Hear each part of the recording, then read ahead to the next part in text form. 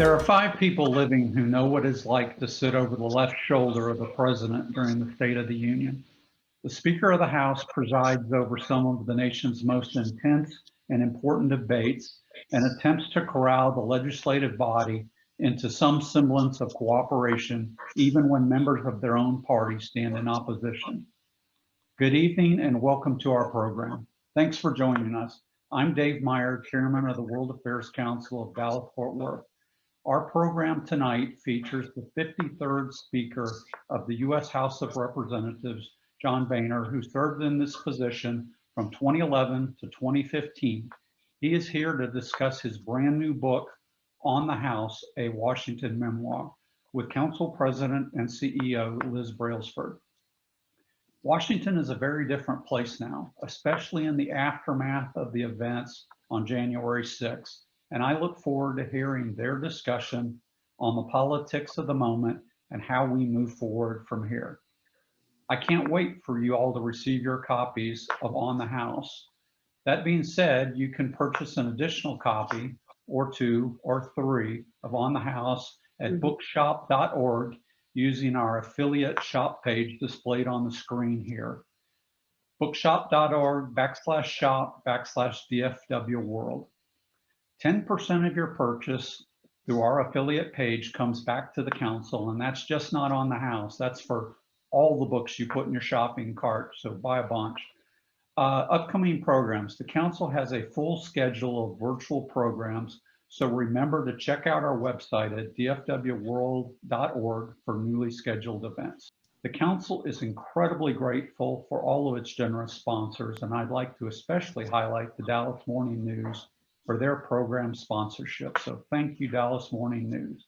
I'd also like to take a moment to thank our wonderful promotion partners, the Fort Worth Club, the Downtown Dallas Republican Women's Club, and the World Affairs Council of Tacoma.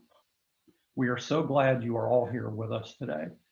John Boehner was a small business owner when he first decided to run for elected office after witnessing what he considered the negative effects of high taxes and red tape on American entrepreneurs. From 1991 until his resignation in October 2015, he represented Ohio's 8th Congressional District as a Republican, and he was famous for his leadership abilities and candor. After 2 decades in office, he was elected Speaker of the House in 2011, and he immediately found himself in opposition to President Obama's vision for America, as the Speaker stated goals in Congress aim for a smaller, less costly, and more accountable federal government. Since 2016, he has been a senior strategic advisor at Squire Patton Boggs LLP. His new book, On the House, reflects on his time in Congress and recounts the lessons of success and failure he has learned from other legendary leaders, from Gerald Ford and Ronald Reagan to, yes, Joe Biden. Here to guide the conversation is our council president and CEO, Liz Brailsford. Liz has been with us in Dallas for an eventful 2 months now, and I've greatly enjoyed working closely with her. Liz comes to us from Washington, D.C., where she was COO at the World Affairs Council of America.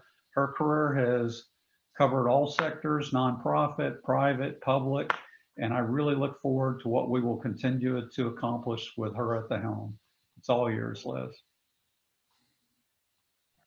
Thank you so much, Dave. I really appreciate it. I am so excited for this. I feel like we all need to have a glass of red wine, and I certainly hope our audience does. So sit back, relax, and enjoy the program. John, I promise that I will not make you list out all the names of your 11 sisters and brothers and see if you forget one of them, as you mentioned in the book in a past meeting with one of the lobbyists. But I am going to tee us up with some information here. So I think a great quote to kick us off is, okay, so I'm not cutting my own grass anymore, but I'm still me. I was the same jackass when I left the Capitol as I was when I first walked in, and I still am today. This was an entertaining read for sure. It was humorous, engaging, poignant, and just simply outrageous at times. I felt a great connection to your book, actually, because I've lived in both Minnesota and DC for a number of years, and now live in Texas, all of which were featured in your book in various places, DC being the most obvious. I lived in Capitol Hill and have just moved to Texas a few weeks after January 6th. So things there are very real to me. I've been to the Italian restaurant that you mentioned it's on the hill, Alberto's. And as of the last time I went, they still have the dish named after you. And I was always watching out for you. No luck. But so I think it goes without saying, I'm very excited to dive into this with you. We've got a lot to cover. So let's get right to it. Well, Liz, thanks, and let me just take a moment to say thanks for all of you who have tuned in tonight. We're gonna have a fun evening, so grab yourself something to drink, sit back, and enjoy it. That's right. Thank you. Thank you. And it sounds like you got your first taste of civic representation when you joined your HOA board in '77, as soon as you moved to a new neighborhood, and you never looked back since. And in your words, I'd been in the neighborhood for all of a day, and all of a sudden I was on the HOA board. Next thing I knew, I was Speaker of the House. But let's back up a second, because you're from the Cincinnati area of Ohio. You grew up in a huge family. Your grandfather, Andrew, who's an American-born first generation to German parents, opened a bar in the 20s named Andy's Cafe. Your father and uncles eventually took it over. And your father, with you being one of the oldest, took you to the bar to work. This time was one of the most formative experiences of your young life. Tell us about that formative experience, and what about that upbringing helped you in Congress later? Well, eventually I had 11 brothers and sisters. I was the second oldest of this crowd, 9 boys, 3 girls. And as Liz mentioned, my dad owned a bar. When I was about 8 or 9 years old, I went to the bar every Saturday morning at 5 a.m. We opened at 5:30 to mop floors, clean out the wastebaskets, clean the urinals, wash the windows, do the dishes. Sometimes even thought I could cook. But all the lessons I learned growing up, both at home and the bar, were the lessons I needed to learn to do my job as Speaker. You know, I grew up in a big family. I have to learn to get along with each other, get things done together. You grew up around a bar, you learn a couple of lessons. One, you have to learn the art of being able to disagree without being disagreeable. That drunk's gonna be sitting there on that stool all night. You don't want to be fighting with this guy, but you sure as hell don't want to agree with him. The second lesson you'll learn is that you have to deal with every jackass that walks in the door. Trust me, I needed all the skills I learned growing up to do my job as Speaker of the House. I think that is an excellent upbringing. In fact, I think everybody should have a job like that, because it gives you this character and backbone that led to you being in Congress later. So you were elected to be Speaker of the House in 2011. And this is one last background type question before we pivot, but what actually does Speaker do? What does the Speaker do, or what is she or he responsible for? Well, first, you're the leader of the majority party in the Congress, whether it's the Democrat Party with Nancy Pelosi, or in my case, when I was there, the Republican Party. And so you're the leader of the party, so you've got these party responsibilities. But in addition to that, you've got what I'll call institutional responsibilities, signing bills before they get down to the White House. You've got a whole crew of people who work in the Capitol that do all the institutional things, the filing of bills, the recording of bills, and the maintenance of the building, all the people who work there. There's a lot more to the job than just being a legislator or being a figurehead. So, John, why write this book now? Shouldn't you be sipping on that glass of red wine, having a smoke? Although no one should really be having a smoke, but enjoying your sunsets at your Florida condo that you frequent so often? Listen, I'm not into writing books. That's not quite my thing. But after I retired, I thought, you know what? I've had a pretty interesting life, a very interesting career. I think I might want to put a book together. But I didn't get around to it for a while, and then when I did, it took me a little while. And so the date for this rollout just kind of happened by accident. There was no foresight. There was no message to be sent. It just happened to be now. Actually, it was yesterday. Yeah, it was yesterday. So we're one of the first to get these books. We're very excited about that. We'll talk more about that later, but let's fast forward a bit. So now you're a part of Congress. It's 1991. You're part of the freshman gang of 7. And even then you had your eye on leadership. You made it as kind of a renegade to the start in that era, and your start in that era of reform, calling out other members, Republicans and Democrats alike, pointing out issues such as the House bank, the House lunchroom tab, and even taking the House to court. Spoiler alert, you lost that one. You later worked on earmarks. Does it seem hypocritical to you that you started off in the Gang of 7 as a new renegade member, only to be annoyed and frustrated with the upstart mavericks that came up after you? But you were one of those first before souring on those that came later. What's different about you being a renegade and the new renegades that started cropping up in your later years and that exist in the House now? Well, my early years, I was what was then called a reformer. The institution I thought was a mess. We had a house bank where people bounced checks, didn't pay their bills. I mean, the place was really run as one Democrat chairman called it, run like the last plantation in America. It was a mess. And so all these things got exposed over the first couple of years I happened to be in Congress, and I happened to be heavily involved in exposing them. And then when it came to earmarks, I was opposed to earmarks. I was always railing against earmarks. I thought it was not just a waste of money, but frankly, the way they were used corrupted the legislative process. And so there were a whole host of reform-minded things. I thought there ought to be an audit of the U.S. House of our books every year. And we've been around for 200 years, and there's never been an audit of the House's books. Kind of shocked me. And so, I was promoting all of these ideas. I eventually became speaker. And the guys that, we had 210, 215 good, solid Republicans that you could work with day in and day out. But there were always 2 or 3 dozen knuckleheads who all they knew how to do was to say no. And I was the establishment. I used to chuckle at first about this because me, the establishment, I was the conservative, the reformer, and now I'm the establishment. Now, eventually I understood, because of my position, I was the establishment. But my problem with them was mostly over tactics. They were for the same kind of things I was for, except it was all their way or no way, period.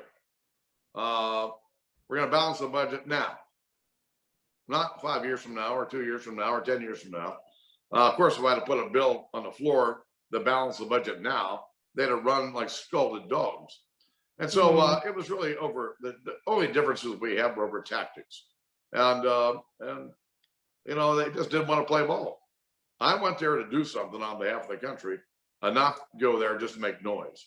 And if they weren't going to work with me and I didn't have a majority with Republicans alone, I'll sit down and work with Nancy Pelosi and we'll figure out a way forward. And we did. We are going to talk about that more later, but it sounds like compromise was harder for these reformers, these renegades. Incrementalism, which you mentioned, was difficult. So there were some major fundamental changes, it sounds like, between this group and you, but it's interesting. So how did you even get to be the Speaker of the House if you were such a renegade in the beginning? Well, one of the other things I did in the early 90s was promote the idea that we ought to try to become the majority party in Congress. When I got there, it had been 36 years since the Republicans were the majority party in Congress. I had this novel idea that we ought to try to become the majority party. Nobody really thought it was possible. But after the 1992 redistricting, we picked up seats. Even though Bill Clinton got elected, we picked up 10 Republican seats. And some of us began to believe that we could actually be the majority party. And after the 94 election, we became the first majority, Republican majority in 40 years. And I ended up as the #4 leader. And so through all of that, I began to think, I might have a shot at this. If I work hard, do the right things, someday I could be the speaker. I had no interest in going to the Senate. That was like going to a funeral home. They're all in there gazing at one another. That wasn't quite my cup of tea. And I was never interested in being a governor. And so I knew early in the 90s that whatever there was left of my political career was going to be in the House. And if you're not going to shoot for the top, well, what's the goal? And frankly, my goal was to be the speaker. I have a feeling too that you being one of the oldest in your family, you working from a very young age, probably gave you some of those leadership qualities that you felt you wanted to continue as an adult, particularly as you were brought into the HOA the first day that you moved to a new neighborhood in '77. So that's great. Hey, Liz, if you're not the lead dog, the picture never really changes. That's right. And I frankly, I don't know why or where, but sitting back and waiting for something to happen was never quite what I did in life. I was always trying to make something happen. And I got to Congress and learned my way around. My leadership style is build on relationships. Even with the knuckleheads, I had good relationships with most of the knuckleheads, but I had good relationships with both Democrats and Republicans. And while I was a Republican, I wanted to do Republican kind of things. I had respect for the fact that Democrats felt differently. We had the majority, so we could probably win most of the time. But because I treated them fairly and even-handedly, it actually nurtured those relationships with my colleagues across the aisle. Yeah, it's interesting. You, since you brought that up, I was going to ask this later, but let's go ahead and get to it now. You mentioned that you had a really good relationship with Uncle Joe, now President Joe Biden, and you don't hear about that. It was a close and friendly relationship. Why aren't there more relationships like that across the aisle these days, or are there and we just don't hear about them? Well, I think they're there, but people try to hide from it because if it were known, what would happen is the loudest voices in each of their parties would beat the hell out. It's Joe Biden and Mitch McConnell, as an example, have a good relationship, but my God, if they acted friendly toward each other, the far left would come down on Biden's head in a heartbeat, and the same way with the far right on McConnell's head. And so I don't know that the relationships are as close as they were back then, but they still have these relationships. Joe Biden and I have known each other for 30 years. We knew each other pretty well in the 90s, but in the 2000s, I think we got a lot closer, especially when he became vice president. He and I would have to sit behind the president during a State of the Union or some other joint address. And it was the hardest night of my year. The only thing that made it was good, I had Joe next to me. At least when we got started, we were having fun. It was the president's night. Whatever I did, any facial expression I made, I was a dead man. So I would sit there and stare at the back of the president's head, President Obama's head. I can tell you how many hairs were on the back of his head, and try to make no expression whatsoever. But Joe was, in the end, he became the negotiator on behalf of the administration. President Obama, that just wasn't his thing. He was not what you would call a negotiator. But when push came to shove, they'd send Biden up to meet with McConnell and I. And frankly, there's nothing that Joe and I couldn't work out in some manner. And so he's having a tough go of it here early on, actually in his own party. People want to talk about the schism in the Republican Party. This is giant schism in the Democrat Party. And they've been holding him hostage since Election Day and since he was sworn in at the expense of bipartisanship that is what Joe would rather do. But he don't want to blow up the party. And so he is, I don't want to say caved to the left, but he certainly has leaned to the left wing of his party here in the first coming months. and kind of push Republicans away. We'll see what, I'm hopeful that that won't continue, but we'll see. I know so many of us would love to have more compromise and working across the aisle and working in your own party. I think you're exactly right that both sides do have polarization even within their own ranks. And so it's an interesting time that we're in. And just one note about the State of the Union, I remember reading in your book about what a horrific nightmare that was just to coordinate all the logistics of that and get all the same people in the same building at the same time. But I can clearly remember watching your facial expressions during Obama's State of the Union addresses at that time. And you said in your book that one of the reporters said that you looked bored and you didn't want to be there. And it's pretty funny to think about that image in my mind from those addresses. It was the longest night of my years. No cigarettes. Oh no my red gosh. wine, and have to look bored. Yeah, just That straight. look on my face, you see it? I'm Yeah. counting the hairs on the back of his head. I can picture it clearly in my head. Well, on the note of interesting stories, while you were in Congress, you've had a lot of those, humorous or just plain crazy. We won't talk about all of them here because our audience is going to have to read your book, but there was an anonymous congressman and the story about baseball, a Mark Meadows moment, an incident with Harry Reid. You mentioned, quote, lunatic Michelle Bachmann, a great story about Mitch McConnell, and another one with Gaddafi of Libya. But tell us the story of Don Young and the knife.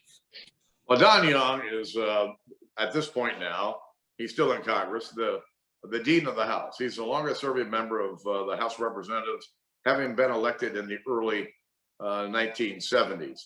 He's a gruff old riverboat captain, and he's fierce about protecting everything for Alaska. And so and a big earmark. This guy lived on earmarks.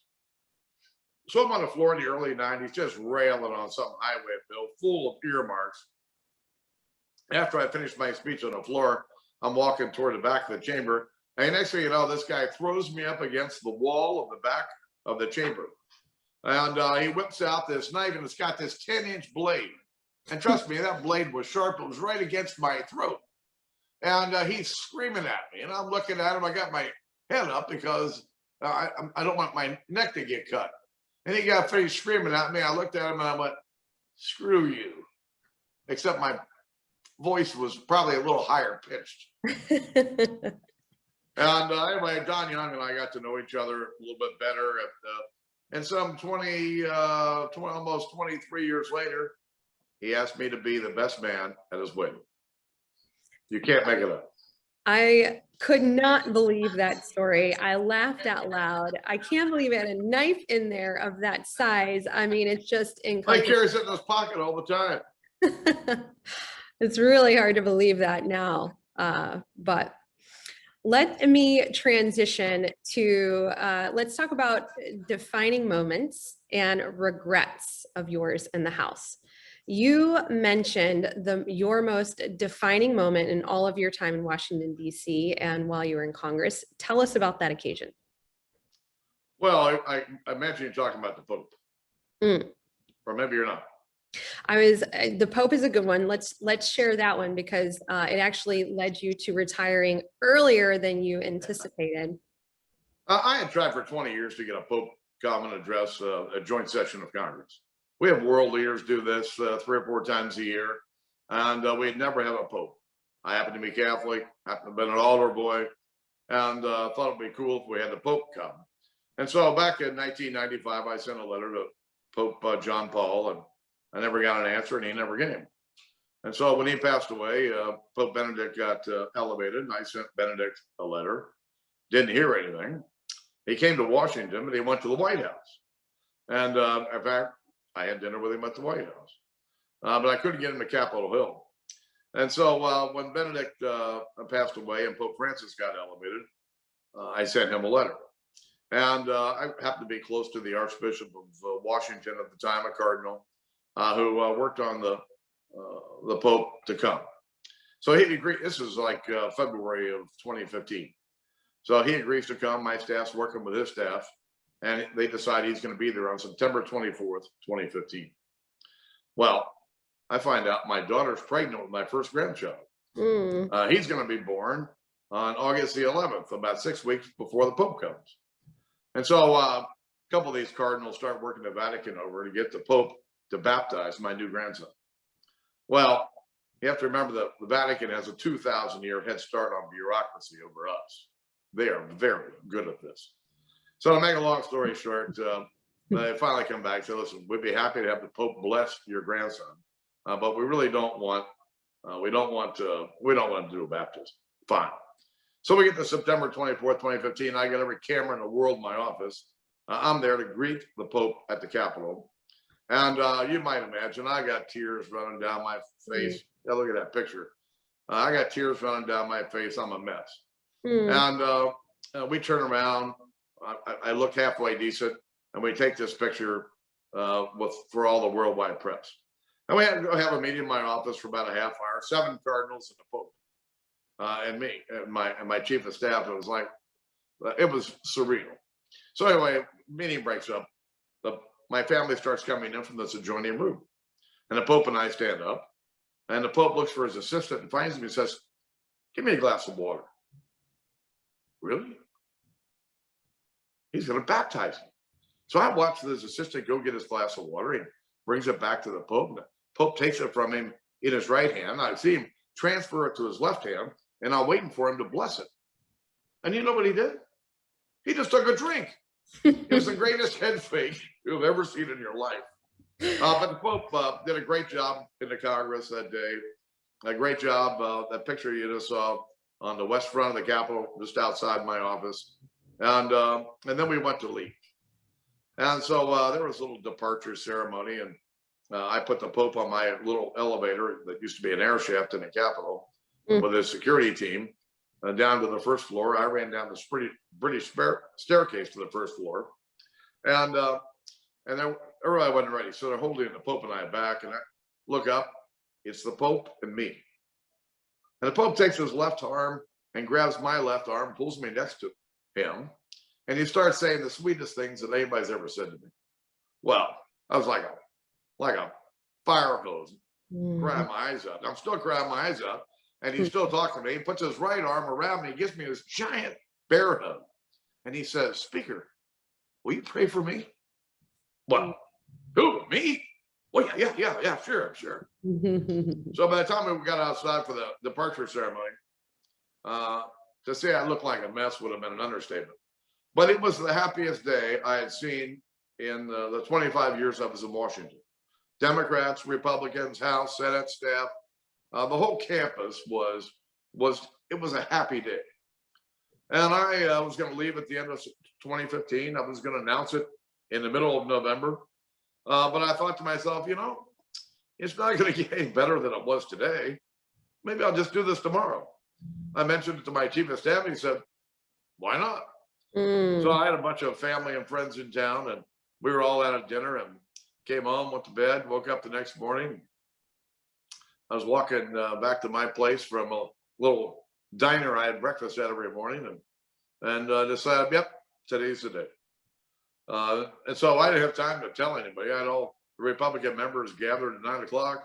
I had to rush around and get ready, go over there and talk to them about the legislation was up the following week. And so no leaks. I got to look them all in the eye and tell them myself. It was great. Wow. What a crowning moment, and what a surprise, I'm sure, for some. Of course, we all know that Paul Ryan took over as Speaker of the House at that point. But let's turn now to talk about something that's relevant today somewhat, because it's happened more recently, but also happened in 1998. And you may know where I'm going with this, but Clinton got impeached. President Clinton, former President Clinton, got impeached in 98. For the Republicans, this came as a strong recommendation from Tom DeLay in the run-up to the midterms in 98. And as a matter of fact, you ended up losing 5 seats instead of gaining seats as you all had anticipated. You were on board then, and you said in the book that you now regret supporting the impeachment. Yeah, I think it was a mistake. listen, impeachment. Bill Clinton violated the law. He lied under oath. It was an impeachable offense. But what I learned there is impeachment doesn't happen unless the public is for it, and the public clearly was not for it. Just as an aside, guess who called me today? Bill Clinton. Wow. He loved what I had to say about impeachment in the book, and he Oh. loved the book. Matter of fact, I could have hardly get him off the phone. Yeah, it was a lesson that I learned. Nancy Pelosi was trying to avoid some of the crazies in her Congress who wanted to impeach Bill Clinton.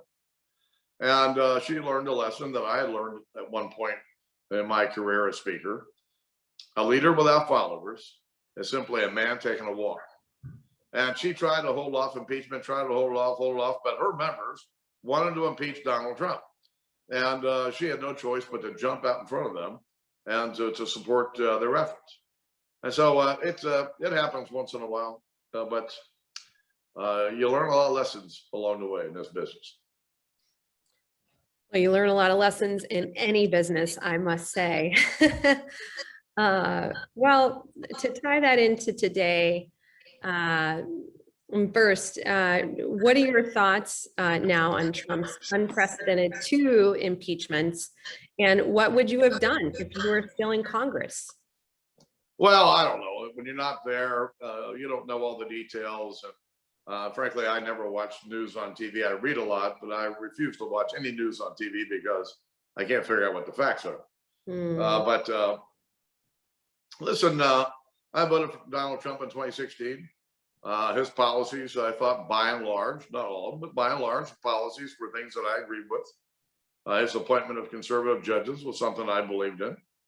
But what happened leading up to the election when he kept telling the American people the election was going to be stolen from him, and then after the election telling people it was stolen, without ever providing any evidence, no facts to support this. And he riled up an awful lot of Americans unnecessarily. And frankly, I think he abused the trust and loyalty of his voters by making those assertions without any facts, which eventually led to what happened on January the 6th. Yeah, and let's talk about that lead up a bit. How did we come from working across the aisle and from compromise, incrementalism, which you mentioned in the book, slowly to well, slowly, maybe not, but to the hate of Barack Obama, like you mentioned, and the conspiracies around him, even leading Trump to spend some money to send somebody to Hawaii to investigate Obama's citizenship, but to a slow but surely and steady hate of the other side and of the other. We've just become so polarized. Many say President Trump constantly sowed division, which you were mentioning just a few minutes ago. Don't need to be sowing more compassion and understanding for our fellow Americans. And how do we get back there? How do we get to that compassion again during this polarized time? And why are we so polarized?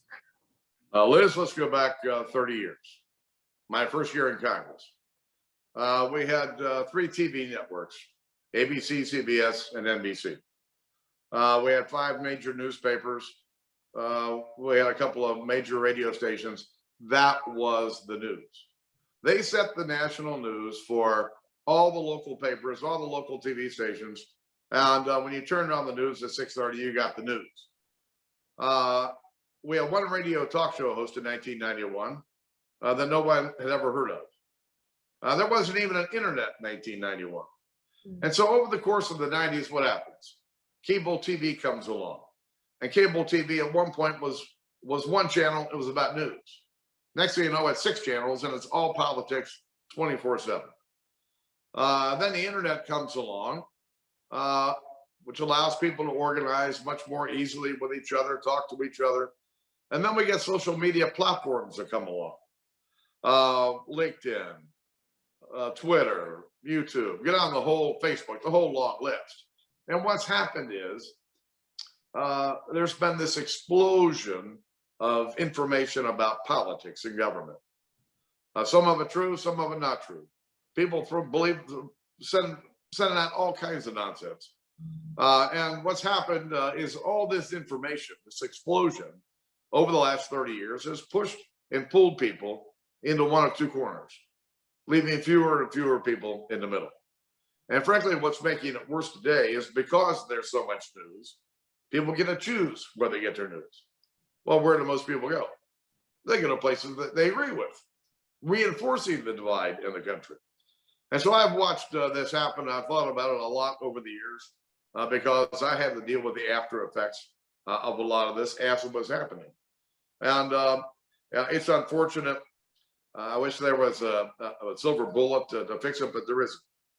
But Americans are resilient. They'll figure this out. We'll find our way, but we're not there yet.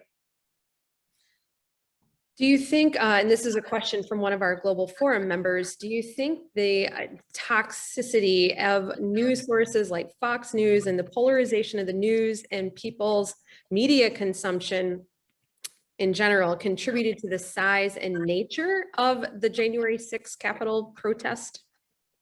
Oh, I think it was all the above. Whether it's cable TV, talk radio, Twitter, well, I think all of it played a part. But what really saddens me is that there were a lot of honest, decent, hardworking Trump supporters who showed up in DC that day. They got caught up. In a rally that was overtaken by some what I'll call domestic terrorists, some ultra right-wing groups that played on those people's anxiety and interest. And turn this into this riot. The facts aren't all out there yet, but I'm anxious to see them, who these people are. But no question, a lot of innocent people got caught up in something that they never, ever thought would happen. Mm. Well, as we talk about the media and we talk about politicians and their role in things, let's think about it a little bit deeper. In the halls of power, as so many people call Capitol Hill and DC writ large, it seems like there are so many crossing each other and backstabbing people and playing a game, like when you described Mitch McConnell as playing a game of risk in his head at all times. Or as you call Congress people, power mad expletives, or the crazies in your own party that you mentioned many times. I mean, should Americans be scared of the mindset of our politicians, or that it's all a game to the elected officials that we voted in? Or is Congress a microcosm of the American people? And do we need to be nervous about them? Liz, is this too pessimistic? The American people elected these people. Yeah. I didn't elect them. You didn't elect them, but their constituents elected them. And you have to respect the American people for their decisions.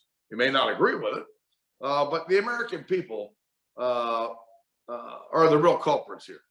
I'll tell you, I've watched this for a long time. Members reflect the loudest voices in their districts. And you want to get elected, you reflect the loudest voices in your district. Why? Because who votes in primaries? In a Republican primary, it's the right of the right.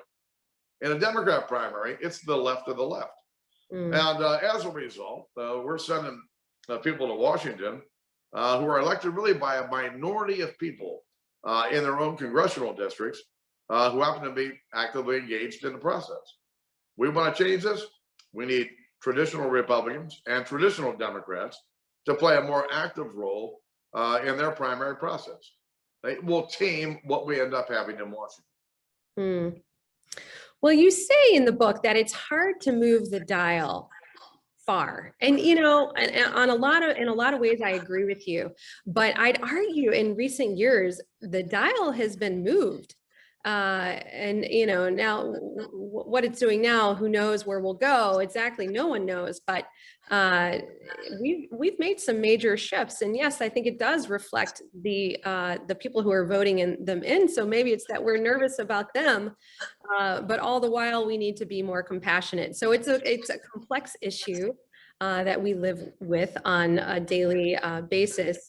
We are speaking with John Boehner, former speaker, on his book, On the House. Who do you think can help, and this is from Laura Hune, who do you think can help reunite the Republicans in 2024? And this is actually one of my questions too. Who are you thinking might run from the Republican side? There are going to be a whole host of people running for president.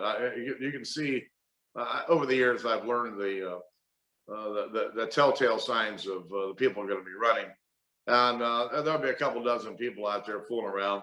I really don't have any idea who the candidates are going to be, but whether it's not, hopefully it's not a personality that we need to unite the party. What we need is someone that will help us focus in on what it means to be a Republican. I mean, I'm a Republican. I grew up in a Democrat household. Ronald Reagan helped me become a Republican. It was all about fiscal discipline, strong military, things that unite people under the Republican label. It's not about personalities. And so I've given this advice to my colleagues that are there now. If they want to have a chance of winning the majority and taking over the speakership in 2022, they're going to have to unite the party. And the way to do that is united around the traditional Republican principles that we've stood by for the last 150 years.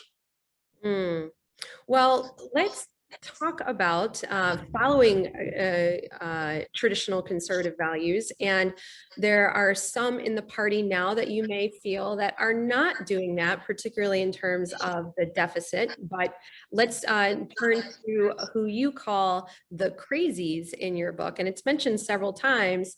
You make an argument about them, about chaos. Say more about that. About chaos? Some of About these members come in, and especially over the last 10 years or so, now you can create who you are out of whole cloth these days, given the internet and given all of these social media sites.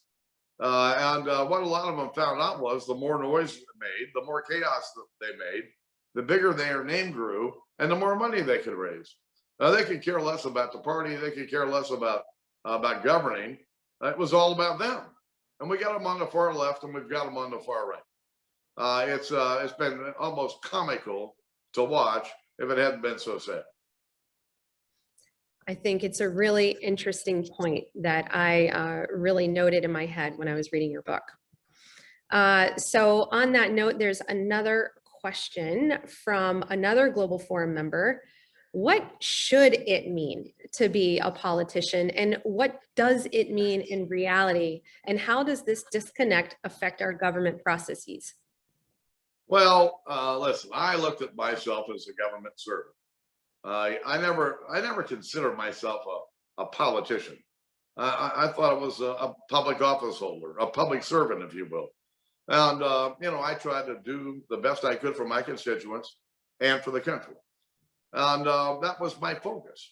It wasn't about power. It wasn't about anything other than that. But the problem in politics is that we bring them all in. Some of the smartest people in America are in our Congress, and some of the dumbest. We've got some of the nicest people you've ever met, and we've got some of the raunchiest. The American people sent them there. The founding fathers have to be rolling in heaven watching this. They created this big institution in the middle of our government called the Congress, knowing that the country would grow and knowing that the Congress would grow and grow to the point where they would never be able to agree on anything, which is exactly what most of them wanted. They didn't want this big activist government in Washington, D.C. And just think about this. 535 people make up the Congress. You ever seen a committee of 535 people who could ever agree on anything? That's what we have. That's how it works. And so a Congress acts when they really have to act. Sometimes they do a little more than that, but at the end of the day, the system, it doesn't work as well as the founders wanted it to. But the system probably works better than any other system in the world. Well, let's talk about two specific politicians And one of them is your opinion. Do you think Paul Ryan will come back as a leader in the party ever? And that's Oh, from no. Oh, no. Mhm. Paul Ryan was a policy guy. After he passed the big tax reform bill in 2017, I knew he was finished. That's all he ever talked about. It's what he really wanted to accomplish. Here was a guy who volunteered on my first campaign for Congress in 1990. He was a student at Miami of Ohio. I helped him along the way, helped him get elected to Congress, helped him become chairman of the Budget Committee, helped him become chairman of the Ways and Means Committee. He's a great guy, but no, he's not going back. Thank you for that. And I am just now seeing that my uncle actually has put in a question. He Ples from Charlottesville, Virginia. What do you like most about retirement? Well, I kind of like having a little more free time. I don't like having things hang over my head. Things like this book that I wanted to do that just never quite went away. I needed to get it accomplished. But I get to spend a lot of time with my two grandsons. They're 5 and 3, and I love little buggers, and get to spend some time with them. Get to play a little golf. Get to fish a little bit. And part of the year in Florida, part of the year in Ohio. I used to get to DC about once a month, but with COVID, that really hasn't happened. And I did go though a couple of weeks ago. I was there for 2 or 3 days to do an interview for this book. And I tell you what, it was so sad that I really couldn't wait to leave. And so I'm not sure how much time I'll be spending in DC here in the future. Well, we have a couple of more questions about more specific politicians, and one of them is mine. I'll get to this other one, and I'm trying to find it here. I don't see it. If I see it again, okay, here it is. From Felicia in Tennessee, as a Democrat, she enjoyed your book, Don't Tell Anyone. And what can your party do about Marjorie Greene? And also, does McCarthy have what it takes to lead your party? Listen, I don't know this Marjorie Greene, the lady. I read a few things about her, but I don't know her. I don't know much about her. Listen, Kevin McCarthy is a good guy. He's got a really tough job. All the leaders today have a tough job. They got loud members who don't want to be led. They've got loud voices in each party on each end, hounding them to not cooperate with anyone. It's a really tough job, but I think Kevin's the right guy for it. Okay, and I'm gonna go to someone else for my own question. Now, instead of polarization across the spectrum, you have some rancor towards a member of your own party. You've called him Lucifer in the flesh. And in a clip where you went off script in the audio version of the book, you had other choice words, which we will not mention in the on the air right now in mixed company, where you spoke to him directly. Someone we know very well here at home in Texas, Senator Ted Cruz. Cruz retaliated at CPAC recently by saying, "Who's John Boehner?" So does Cruz represent the recent shift in our politics to you, or why do you have these feelings about him? Well, no, he'd be a prime example of a noisemaker. Listen, this guy wasn't even a member of the U.S. House. He's a member of the Senate. And he's busy stirring up some of the crazies in my caucus, getting them to do crazy things that have no chance of success, totally destructive. And the guy never talked to me. I never met him. And I thought to myself, this guy caused me more headaches than anybody else. And so when I was writing the book, I nudged a few people, but I decided I'd do everything I could to annihilate this guy because he's an ass. Yep. Sorry, I know I'm talking to people in his home state, but. And there you have it. Okay. Well, and I think this is an important point too. There are several articles that came out after having read your book or excerpts from your book. And what do you say to all those who argue you are party to and or responsible for what began the new political climate on the far right? Hey, listen, I did everything I could every day to push back on the nonsense. And I mean every day, because I couldn't get our team to work if I couldn't get these knuckleheads to work with us. And I tried and tried and tried. There's nobody who tried hard. But it was outside of my control. The American people sent these members there. I didn't pick them. The American people sent them. And I tried to work with them. Most of the Tea Party crowd became good Republican members. Now, this isn't about the Tea Party. This is about what I'll call the anarchists, who really just want to tear the whole system apart, and I guess in their own mind, rebuild it in something that looks more like something that they would like. I don't quite understand it, but there ain't anybody tried harder to stop the nonsense than I did. Beginning with your reforms when you first started. Yeah, and I never, I didn't reward bad behavior. I didn't go out of my way to make martyrs out of most of these guys, but I did go out of my way to make sure I could do subtle things where they got no rewards, like their bills didn't show up on the floor. Or if there was a congressional delegation going somewhere overseas, they weren't on it. I did everything I could, but the forces out there arrayed against common sense and arraigned against finding common ground were much larger than me. Talk radio, cable TV, the internet. And frankly, it's only gotten a lot worse since. From Alana Wayne-Rostro, we have a question. What are your views about today's political operation, especially since we seem to be in such a victory-focused political climate? Is winning the primary job of a policymaker? Well, probably not. Today's primaries are in most cases essentially the election. Most districts are pretty heavily Democrat or pretty heavily Republican. There aren't that many marginal seats around the country. And so, again, who shows up and votes in the primary?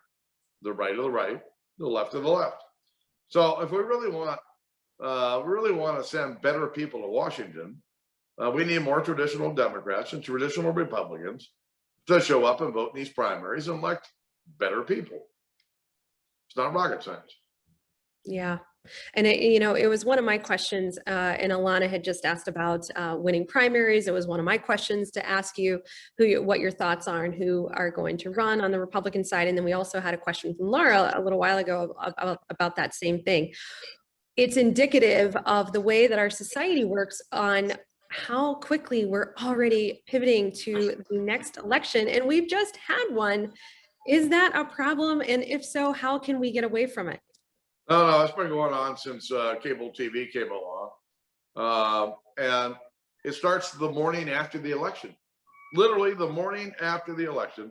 They're talking about the midterm elections, and they're talking about the presidential elections. When you got, I'm holding myself back here. When you got these cable TV channels and they've got to fill all 24 hours of noise, they put a lot of goofy people on there who've never done anything in their life except make noise. And they fill a lot of people with noise. The internet, full of nonsense. I mean, it never stops. I had a friend of mine came up to me about a year ago and said, "Hey, Boehner, you look pretty good."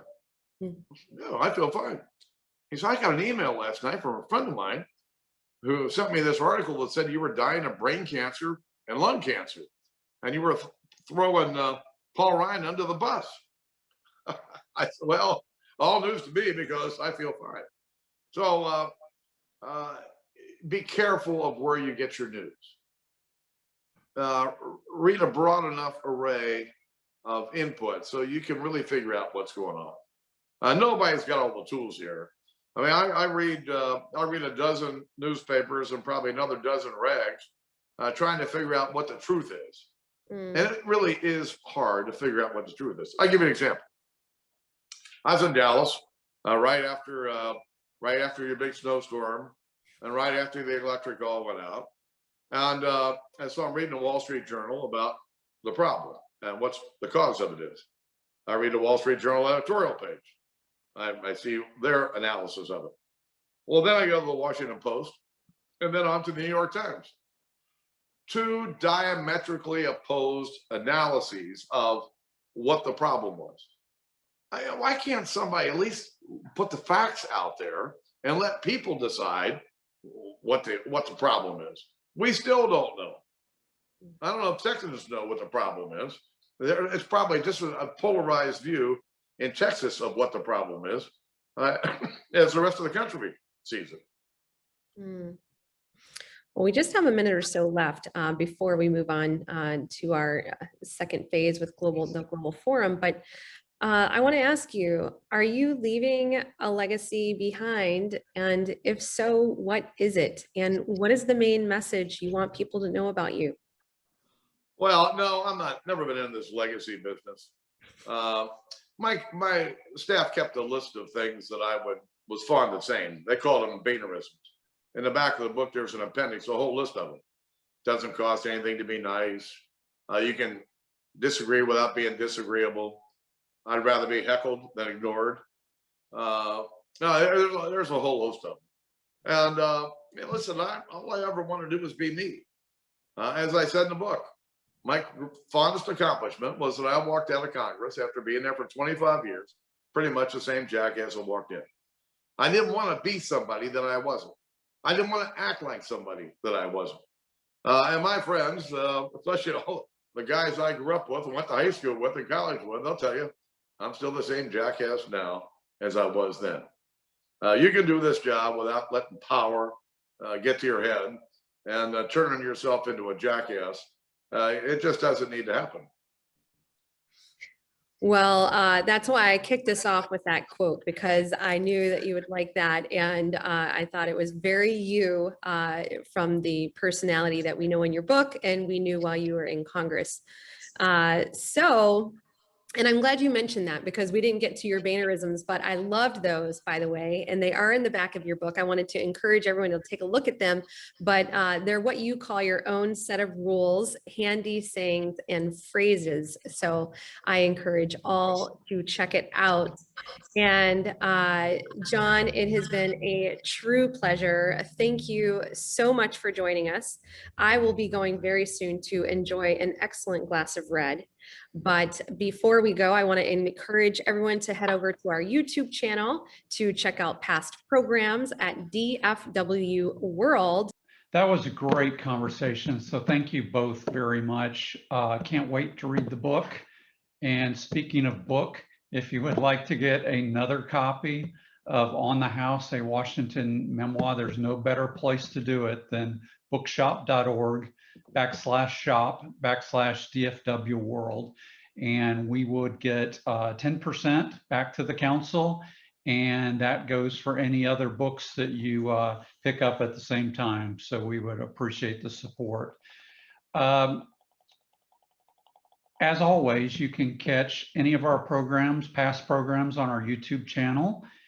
And if you're not a member of the council, please join us. We'd love to see you more. And I look forward to a time when we can all get together in person safely.